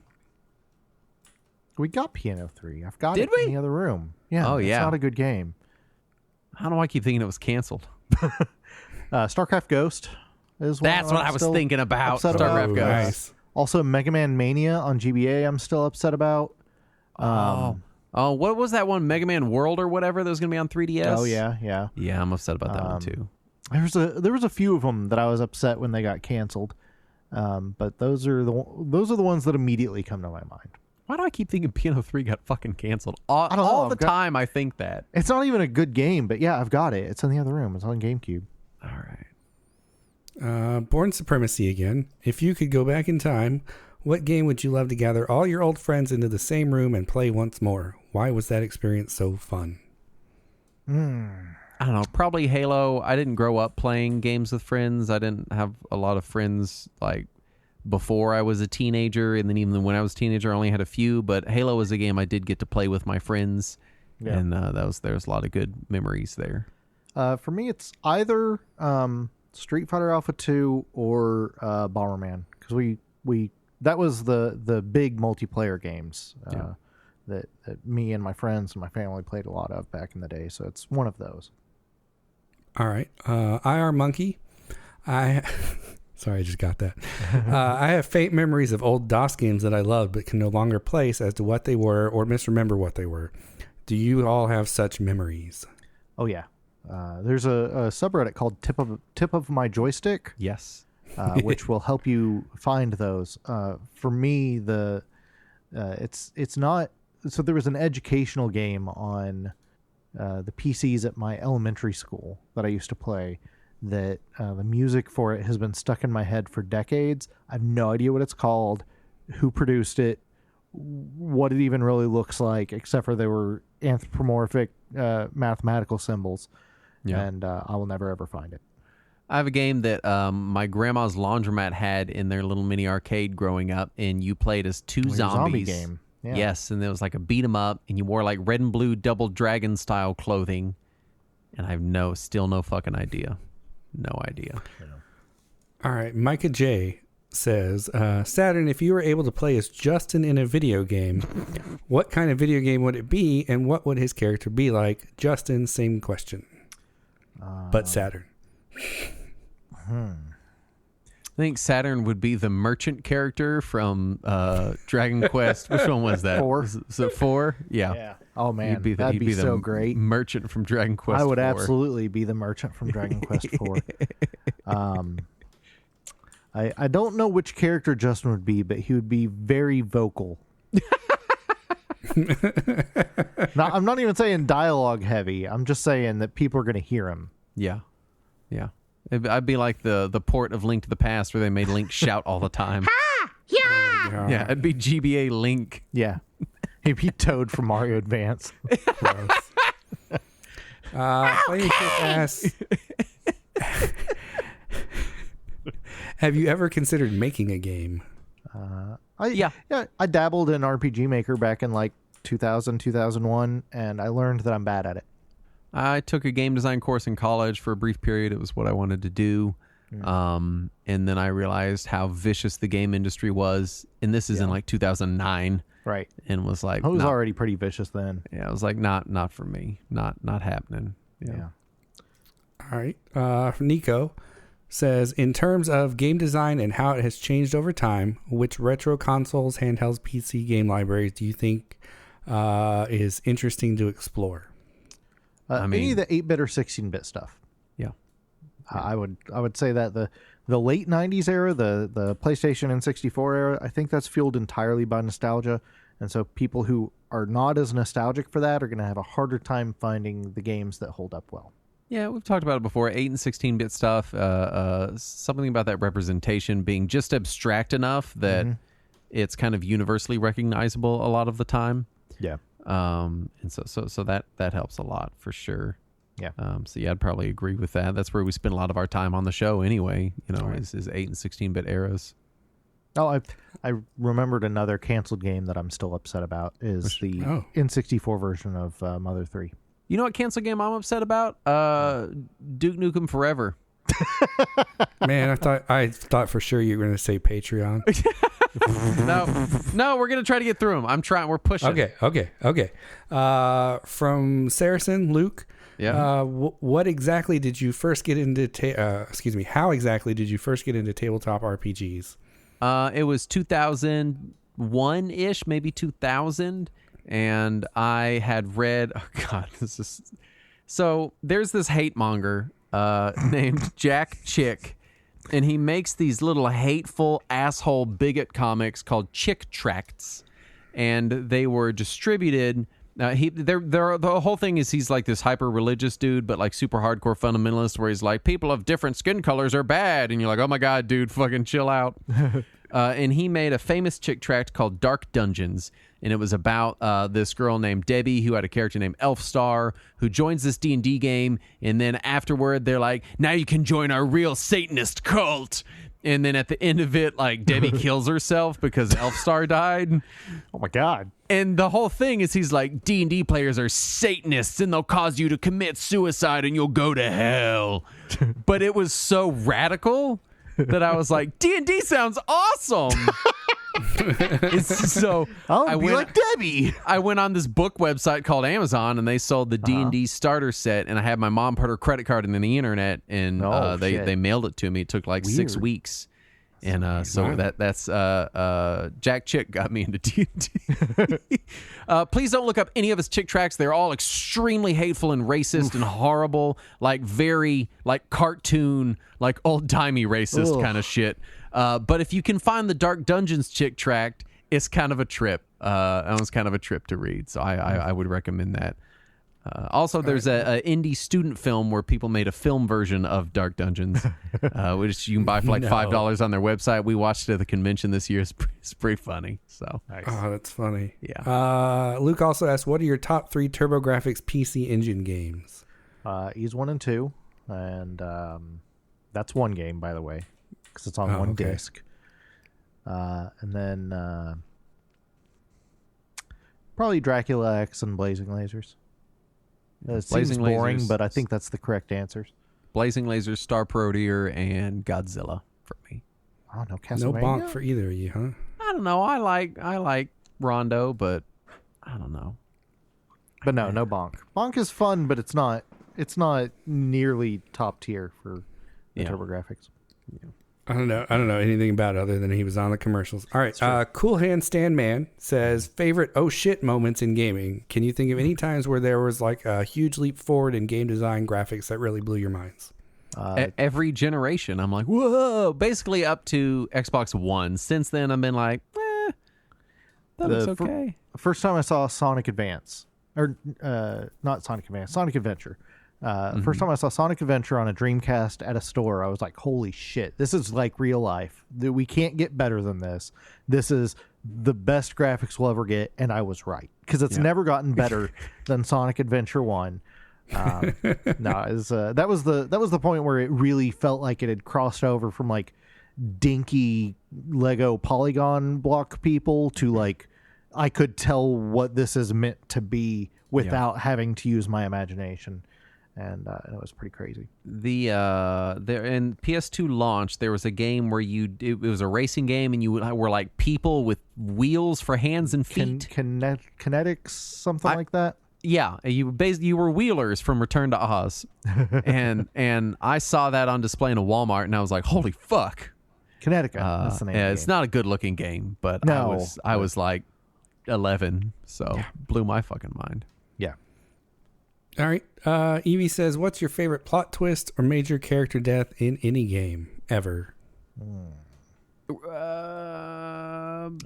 scene in first Trails of the Sky. I don't know. That's tough, man. Oh, that's a good one. I think I've gotten there. Yeah. Because here's the thing, like favorite as in like good, they're finally fucking gone, or favorite is in like this is an emotionally like emotional impact. I don't know, man. The twins in Final Fantasy IV still get me. Oh yeah. Oh man. There's kind of a cop out on that one, but you know, that game wrecked me as a kid because we had rented it for Super NES. And I remember I had just gotten to the point to where the twins, sacrificed themselves. Yeah. And then it was like the end of the weekend and we had to return it. And I was like in tears. Yeah. I was like, oh, I have to find out what happens. Yeah. I love character deaths in media. I'm like, fucking kill them all. I like it. Fuck you, Eris. It's I enjoy it. It's like it shakes it up, and every time like I like it. I like that. All right, from Shiffish again. If you were to rank every Doom game, what would that look like? Oh, it would look like he'd ranked them. Doom 2016, like Doom Eternal, Doom 2, Doom 64, Doom 3. In that order. All right. And then below Doom 3 is Doom on TomTom. I had to explain a TomTom joke to my kids the other day. It's probably in that episode of Doctor Who you're about to watch, the Christmas one where Clara shows up, right? He's my friend on MySpace. And she says something about Strax is driving and he says the kid that gives him his directions name is Thomas. Oh, that's funny. It's getting real weird is when you watch stuff from the aughts and the 2010s and they keep talking about Twitter in the shows and you're like, yep, that's not a thing anymore. It's not Twitter anymore. That aged poorly. Multiple Twitter references in season 7 of Doctor Who. You can say that much. Toph says, what are some games that you absolutely love that nobody else seems to like at all? Either they're hated or entirely unknown. And bad dudes can't be an answer. I like Kung Fu Heroes. I think it is a good and fun game. What's the Japanese name of that one? I don't want to say it. It's a little spicy, and I'm not going to say it. Yeah. Okay. It's called Super Chinese. It is. That is what it's called over there. Man, it is. I think it's a fun game. And I enjoy it, and I think I'm the only person that does.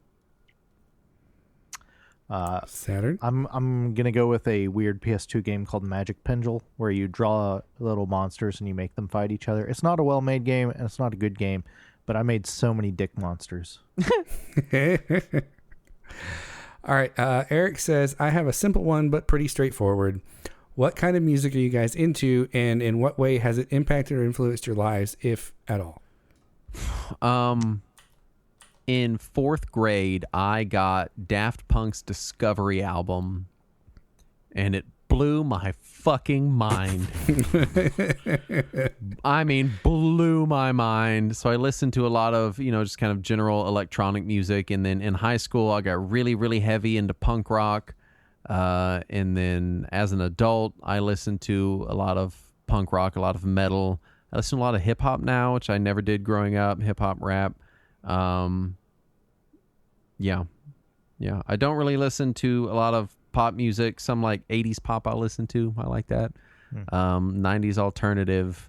I don't do any form of country whatsoever, unless you possibly count some Johnny Cash, but that's kind of sketch. Because I feel like when you say country, people think like fucking stadium 90s country, and that makes me want to throw up. Thing. Yeah. But yeah, lots of alt stuff, lots of metal these days. I still listen to a lot of punk rock, still listen to a lot of electronic music. Oh yeah, I listened to a lot of nerd rock. It was a lot of Weird Al when I was a kid, and then stuff like They Might Be Giants and Tally Hall and Jonathan Colton. And I don't listen to too much music these days. Like if I'm in my car, I'm usually just listening to NPR or something like that. So I don't listen to a ton of music at home either. So I am not as musically focused as a lot of people are. A lot of my favorite music from my formative years I can't play around my child. Like my favorite musical act of all time is probably a tie between NoFX and Presidents of the United States of America. They're both so good. They're okay. NoFX can't listen to a lot of, but like a lot of stuff I listened to when I was a teenager was, anything on Fat Records, NoFX, Lagwagon. I listened to a lot of Dropkick Murphys, a lot of Anti-Flag, Leftover Crack. Just a lot of stuff like can't play it around a kid, so I end up not listening to a lot either these days, really. But, yeah. All right. Gnarl Gumby says, what are some of your quote, I think I missed out on a moment, quote, in gaming history? I always read that name in the chat as General Gumby. Oh, there you go. General Gumby. Which one's I always read, I always read it as Gnarl Gumby. Yours makes more sense. For instance, in another life, preteen me would have been all about JRPGs, but there's not the same time for me now. Like, I wonder if Justin would have loved late 80s DOS airplane boat sim games. I might have. I don't know. That sounds kind of fun. I feel like I missed out on the fighting game thing. I was just a little bit too young for it. And so by the time I was getting into it, everyone around me had so much, years of muscle memory on top of me. And it was just, I felt like I could never break in. I always really wanted to. I always really liked fighting games, but it's such an uphill battle by the time I was, anybody, because I missed it by just a couple years. Right. And so just like people a couple years older than me, it was like no fucking chance. Yeah. And I also missed the arcade because the fighting game arcade scene had died by the time I was coming around. So yeah, I feel like I missed out on that one. I feel like the thing that I would have enjoyed if I had had access to it would either have been D&D as a kid. If I'd ever gotten a chance to actually play tabletop RPGs, I probably would have gotten into it. And also the weird, obscure Japanese PC games that never came out here. I think I would have gotten way into those back in the day. Yeah. All right. Esoteric Arcade says, are you looking forward to playing games where NPCs are at least partially driven by carefully prompted AI language models like ChatGPT? The only time I think it wouldn't upset me is in a game that is like, if you were like, oh, we added AI NPCs into this roguelike, everything else is procedurally generated and it just makes the world feel more real. I'm kind of okay with that because everything else is also generated. Like, that's kind of neat, kind of emergent, kind of interesting. That's kind of the only time I can think of it being something that I'm like, yeah, this seems cool. I want my my AI. I want my NPCs to be scripted well enough that I can either ignore them or appreciate their dialogue, and I want my opponents to be stupid as shit. And AI doesn't help with either of those things. Yeah. So I will stick to not AI for as long as I possibly can. All right. Tallern. Sorry, that's Tall RN.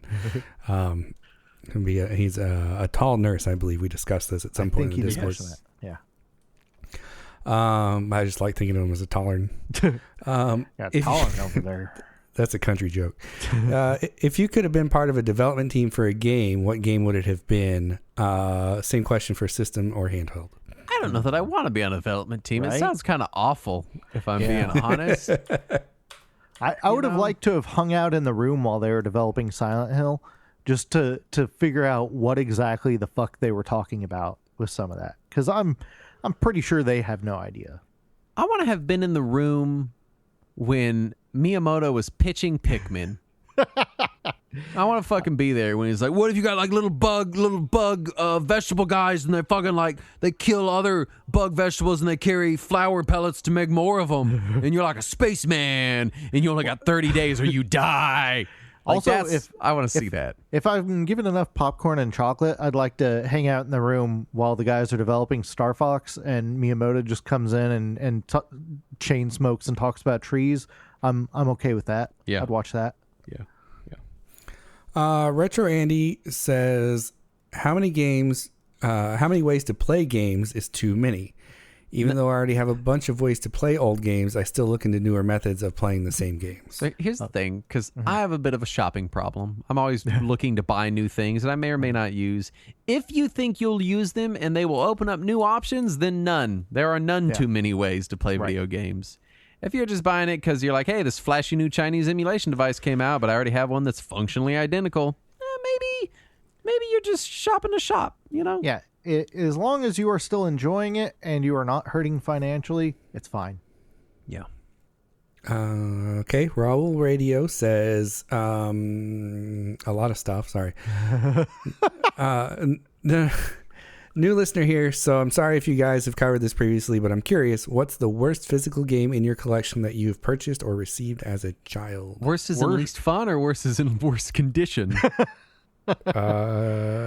Yes. My worst condition game I sold, but it was Teenage Mutant Ninja Turtles Tournament Fighter, and my brother had smashed it under the bunk beds because he couldn't beat it, and so the whole front of it was smashed in. My worst condition game is D-Force for Super NES, where like half of the case is missing. Least fun game in my collection, Duke Nukem Forever. I got rid of most of my least fun games. Yeah, that's maybe kind of thing. Conflict on NES. Done a lot of culling of my collection. I still no, never mind. I gave that to Saturn. Saturn owns my copy of Renegade now. All right, Rick J says, have you ever been in any video game competition? Yep, I have. I what? I just said great. That was your whole answer. Cool. Bye. Yes. Yes, I was. Yeah. I tried out for the Nintendo World Championships 1990. Oh yeah. Oh, nice. I did not make it past the first round because I thought the objective was stupid.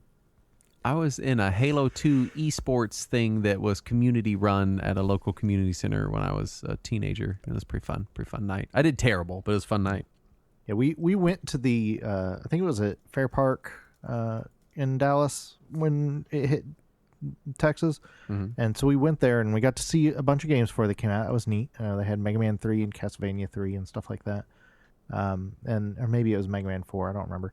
But then I thought we were just going to be checking out the games. Then my dad signed me up for the competition because he thought I could do well. And then they told us what it was, and I was like already freaking out. It's like, what if I have to go on a stage? I don't want that. Yeah. And then they tell us, the cartridge, it's Super Mario Brothers. You collect 40 coins. Then Rad Racer, you complete complete one lap, and then Tetris, you play until you run out of time or you crash. And whoever has the highest score on Tetris is the winner. And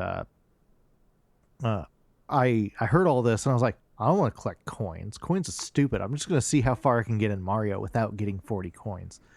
And I made it to 4-2, I think. It was shortly before or during the Warp Zone going to 8-1 that I hit the 40th coin, and then I had to play Rad Racer.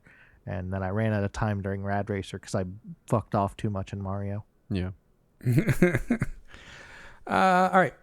Alex says, let's sound old because, well, we are. Yep. Do you see any connection between retro gaming and personality development? I'm kind of paraphrasing here. I read his full email, and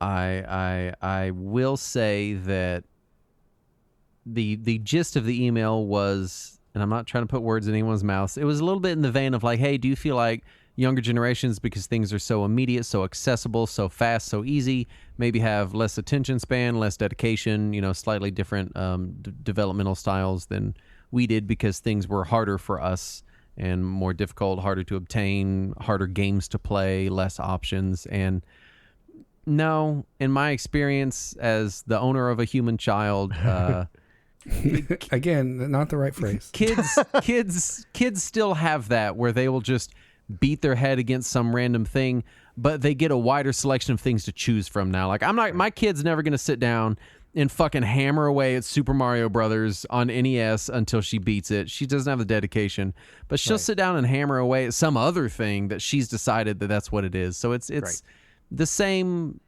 trials and tribulations and obsessions, but they just have a much wider selection. They have a bigger choice to choose from what they want to be like that with, which I think is a net positive. And younger kids have the patience to play Dark Souls, and I absolutely do not. So I don't think they're necessarily getting it easier. They just have less things that are broken because we didn't understand how to not break them. Yeah. Yeah, Justin's kid's well known for her rolling skills. Yeah, definitely. In Dark Souls. Yeah, she plays a fat roller in Dark Souls. Got Hovel's ring on, running. Yeah, that's what she does. Great. Who pays for the content which you produce? That would be me. Thank you. So our patrons pay for the content which we Yes. produce, Including Guy. Yeah. So that is Guy is our producer, so he pays the most. Yes. And the amount of money we make on Patreon is public information. You can go there and check it. It's patrons pay for the stuff that we produce. We're very Really, thankful for it. we've done the math, and like by the hour, if you want to be like, hey, are you guys getting paid for this as a job? We're not, because it comes out to like a few pennies an hour once it's all split up. But the money we do receive is from patrons. Guy's just our biggest patron. Yeah. Thank you. Not like size wise. Yeah. How come you have so much diverse content? We've been doing it for a long time. Great. And also we don't like, we occasionally will be like, we've done like 12 NES games in a row. Let's do something weird. Yeah. So yeah, that it's does just happen. the quest for making new and interesting stuff, I guess. Yeah. All right. So since Saturn has a real job, is this like your fucking job? So Again, paraphrasing. the amount of money that Patreon makes, if I were to keep every cent of it, paid no fees, didn't have to pay for hosting, didn't pay for anything else, and didn't have to pay Patreon or PayPal fees for that money, assuming I kept the whole amount personally, the amount of hours I work on the show, it comes out to like, and that's not the case at all, but if that was the case in this magical Christmas land, it would be less than like $1 an hour that I make actually working on the show. So no, by any legal sense, this is not my full-time job. This is a thing I do just like Saturn because I enjoy it and I like doing it, and I like being here, and we like it. All right. This is another anonymous question. I know escapism with video games may not be the most healthy thing, but what game, tabletop or video, allows you to escape stress, deal with depression, etc., for just a little bit? I mean, I don't know that it's unhealthy to use video games as escapism. I think sometimes we need escapism. Right. If it's every single day and you're trying to escape from your regular everyday life, maybe reassess your regular everyday life. Right. See what's up. Maybe you need some help. Maybe you need a change of pace. But, I think broadly, throwing tabletop in there is not fair to me. Tabletop is tabletop RPGs are such an escape for me. It's a totally different mental headspace. Everything falls by the wayside when I'm doing that. It's a very special time for me. Video games, whenever I get in that trance mode, when you're like minute 23 of a Vampire Survivors run or hour 2 of Tetris or whatever, when you can really kind of get in that zone and zonk out, I like that a lot. That's real good for me. For me, if I'm trying to, I don't necessarily think of it as escape, but zone out. Yeah. It's usually either a puzzly kind of game or something like Vampire Survivors, where I can just turn off my brain. Yeah. And just veg. Yeah, for me that's Destiny 2. All Is right, veg question. still a word that we use? I think I so. hope so. I think so. Okay. All right. Kenny B, and I'm going to shorten this down even more than I already have. What handheld would you recommend of any generation for a 7-year-old I have experience in this. who loves gaming? 7-year-old that loves gaming, if they like gaming and they have friends that game, then just buy them the Switch. Just get it over with and buy them the Switch, because that's going to have the games their friends are playing. It's if it's a social experience for them, then yes. If they just want access to as many different types of games for as little money as possible, really any of the Chinese emulation handhelds are going to be a good choice for you. I think in that message they said they had already bought their kid a Miyoo Mini Plus, or it was on the list or something. Their kid has put it on the list because they got one for themselves, and their kid plays it more than they do. Yes. I mean, Miyoo Mini Plus is a great system, but I would say if they're like playing games and they're going to school wanting to talk to other kids about it, just get them a Switch, because that's that's what the kids are playing. Right. The second part of that question is for Saturn. I want to introduce her to traditional JRPGs, his child.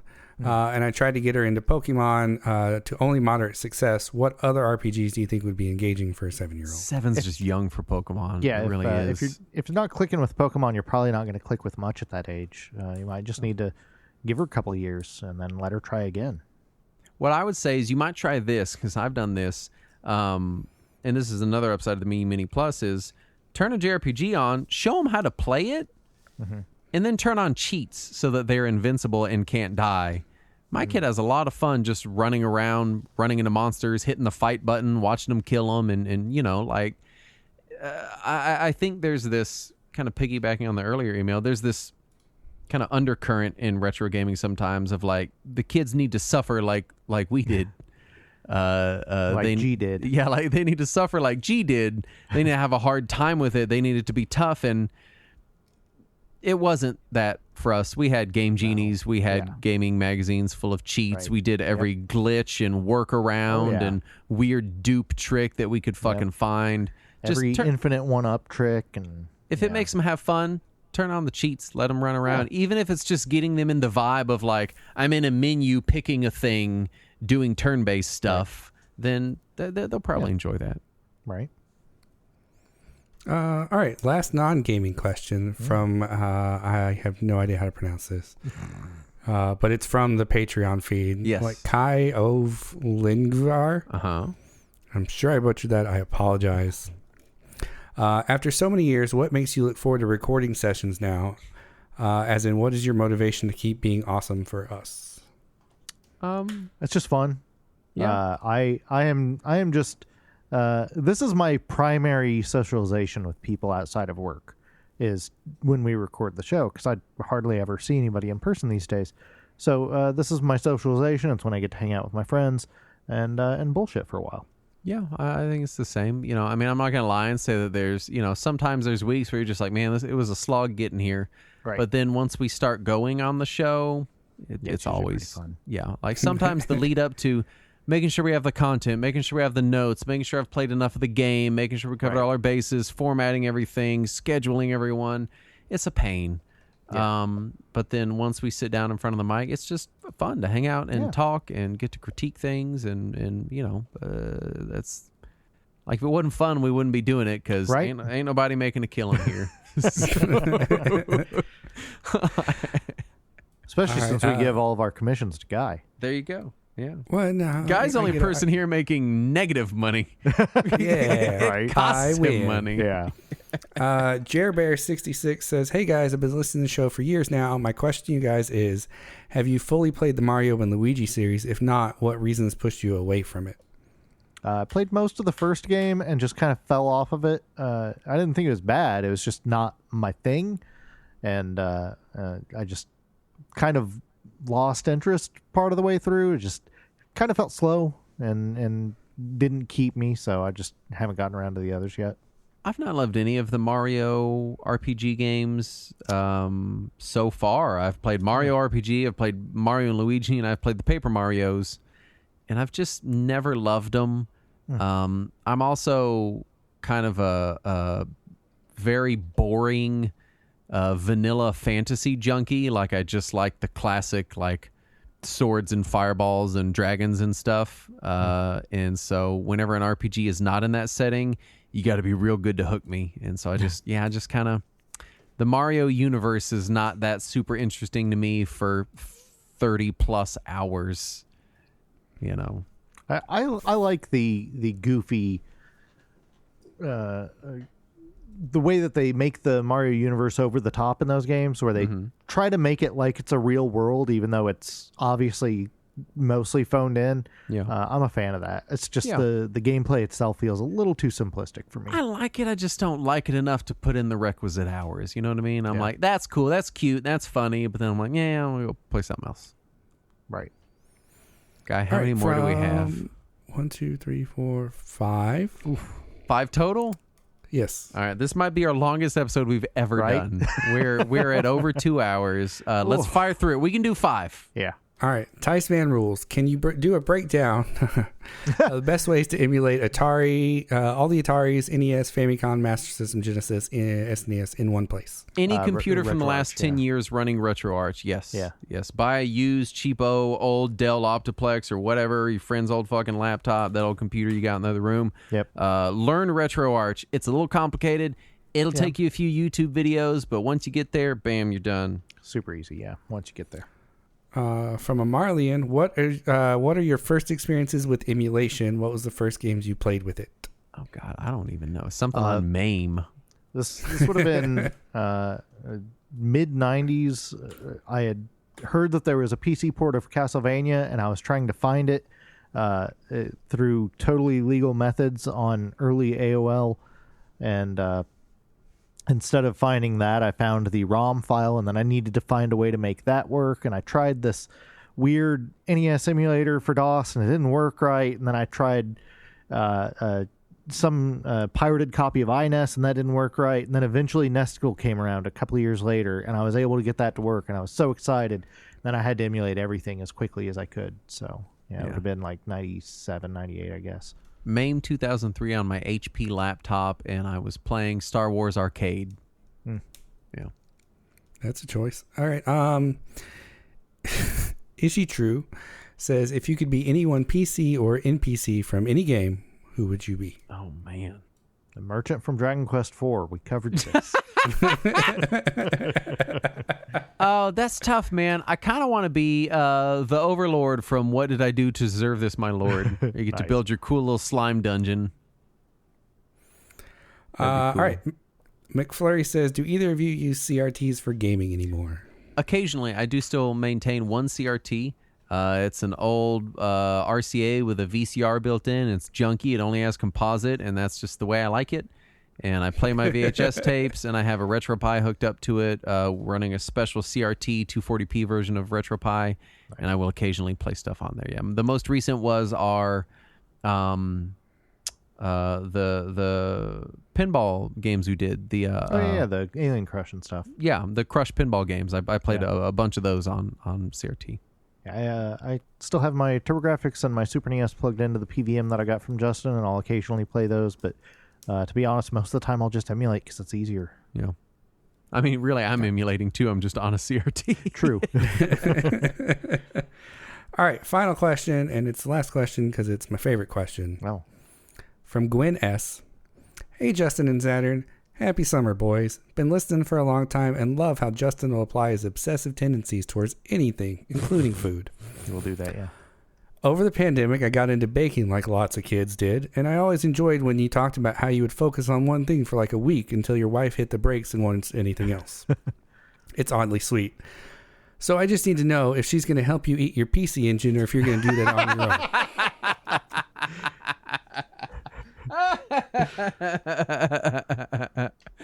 I don't own a PC Engine. Yeah, he did sell it to me just so that he would never have to. So I'm legally, released from this contract.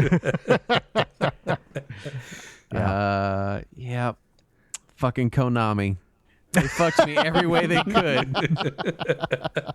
He said he'd do what? Yeah, we got to make it now. Yeah. Yeah. Great. No, I no longer own a PC Engine, so I don't have to eat it. Yep. It's such a good setup. Such a twist at the end of that question. Yeah. But you know what you have to do? Is go to patreon.com/Retro Warriors to get all our stuff. I don't want to talk much longer. It's been a very long episode. It's almost 2 in the morning. Thank you for everyone that wrote in. Thank you so much. Yes. And we want to thank the following patrons, starting with Dean W. McFarland, And Grady Haynes, Nick Brown, Sean Schaller, Andrew Molwitz, Babam1, Mouse Cop, yes, Higgles and his ice cream cats, Krista Lair, and Idiot Man. are all patrons that gave us money, and you Yay. can too. Hooray!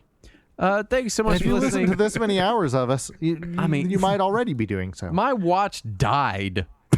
Like we were recording and I hit 50 minutes and it died, and I started a new timer. It's at an hour 5. So I think this is gonna technically be our longest episode ever. Thank you to everyone that wrote in that gave us that break from having to worry about doing show notes and whatever. Right. Hopefully this was enjoyable to listen to. I have no idea. And hopefully it's a thing that we can do here in a year or two again and have some more fun with it. Anyway, thank you so much for listening. We'll be back next week, and as always, let us